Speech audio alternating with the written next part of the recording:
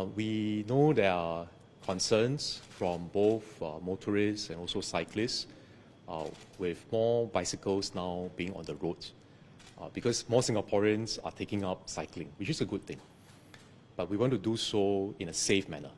So safety is the common interest and common concern that all the stakeholders share.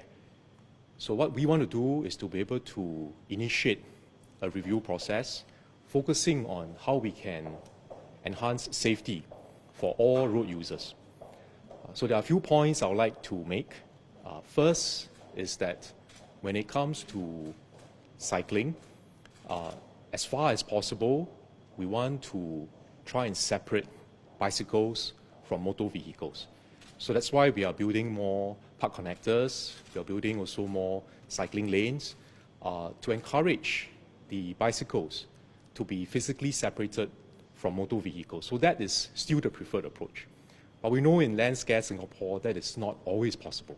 So there will be certain stretches, certain locations where cyclists and motorists will have to share the road. So when they share, how do you do so in a safe manner? So that is really the focus. Second thing is that there are existing rules which both motorists and cyclists would have to comply with to ensure safety. So for example, cyclists are not allowed to go onto highways or into tunnels. They have to go with the flow of traffic and obey traffic rules. They're not allowed to use their mobile phones when they are cycling. So these are some of the existing rules. And if you violate the rules, the penalties, it can come with a fine and even a jail term. You can be charged in court. So same for motorists, there are also existing rules. So one of the things that we want to do through this review process is also to raise awareness and public education about what these rules are so that people are clear. And you mentioned rules, so does that mean legislation will be the next step in terms of licensing or registering cyclists and their bikes? That is something which the review panel, AMAP, the Active Mobility Advisory Panel, can take a look. We have some people who have made this suggestion, but we do also want to take a look at what is the benefit, the pros and cons of such a measure.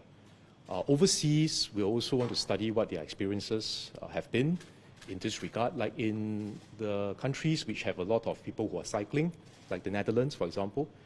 They don't, at this moment, have registration of bicycles or licensing of cyclists. Instead, they use other ways to ensure safety.